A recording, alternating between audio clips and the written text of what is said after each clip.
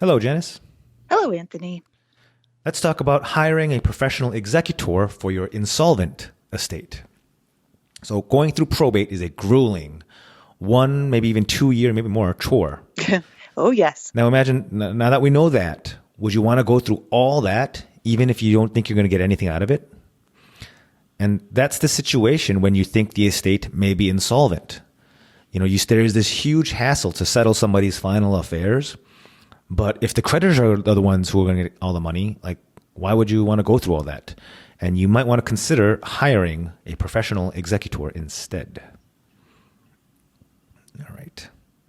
So first, let's talk about what is an insolvent estate. Janice, if I say that, what is your best guess? Well, easy enough. Whenever the decedents, their debts are greater than their assets, simply put. Ding, ding, ding. Yeah, perfect. Yeah.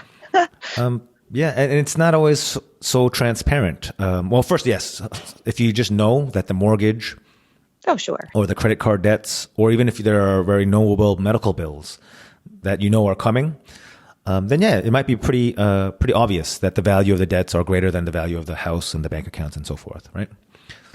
But there are other situations where the estate might be close to being insolvent, and there's other things that you weren't aware of that'll push you over the edge, such as Medicare clawback. You're familiar with that, aren't you, Janice? Yeah, not as well, but yes. Yep.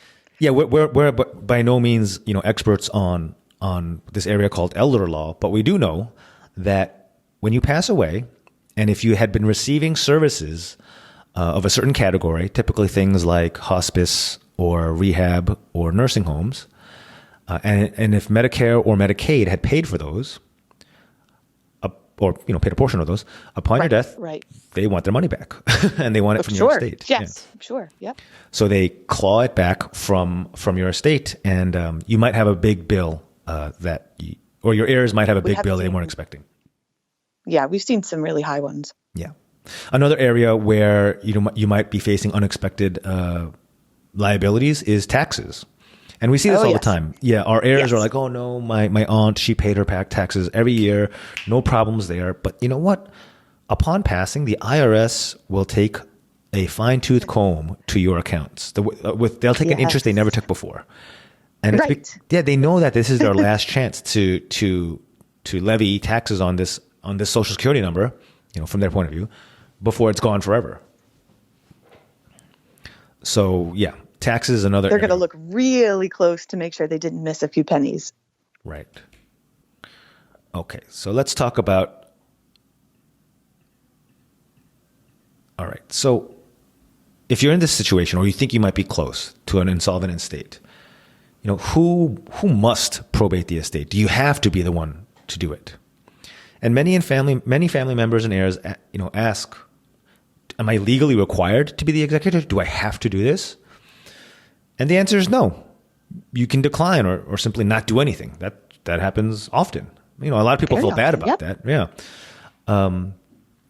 You feel like you're sort of dishonoring the memory of your family member if you're letting their final bills just, be a mess. People feel bad about that. Sure. Yeah. So one option, not a great one, but one option is to let the state take over. So just like in a criminal case, if you can't afford an attorney, or if you don't have an attorney, if you were charged with a crime, there's a public defender who you can turn to defend you, right? Right. Janice, if you were in trouble, would you rely on the public defender to keep you out of jail, or would you try everything in your power to get your own private attorney? Kind of a tricky question, but I would go with a private attorney on that one. Why is it a tricky question? Well, I do know a few public defenders that are great, but they have a lot on their plate.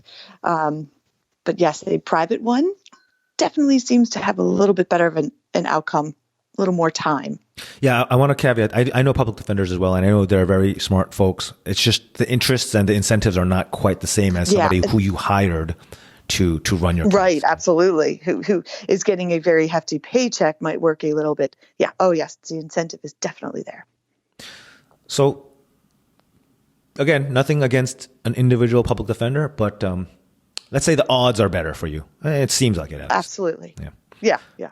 Okay. So instead of just dropping the ball and doing nothing, and instead of relying on the public defender, you should consider hiring a professional executor for your estate. And a lot of folks don't know this option exists, so we're happy to, basically tout my business to share that information with you. Okay, so the benefits are you don't have to do all of that stressful work yourself. You can outsource it. You can delegate it. You can not offshore, but you know what I mean. Offload it, offshore. Yeah, that one.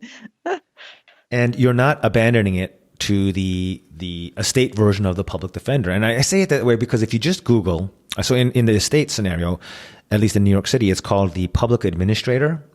And all I need to say about that is just Google New York City public administrator, maybe scandal. And that'll answer whatever questions you might have about that situation. Yes. I don't want to say any much more about that. Just do 2 minutes of homework. That's it. Maybe 30 seconds. Yeah. And then what's the worst case scenario? So you hire a professional executor, and in the worst case, even if the estate happens to not be insolvent or if it happens to be solvent, then you do have a relationship with the executor who you hired and you chose, who will make sure that you get your inheritance. You can call for check-ins, make sure that you know what's going on, and sort of have a finger on the pulse of the estate to see if it's going. And then if it's insolvent, then you've done next to no work, or you haven't really stressed yourself out, but you've put people in place to honor the memory of your deceased relative and make sure that their final affairs are neatly taken care of. Yeah. Absolutely. I think that's all we have on this.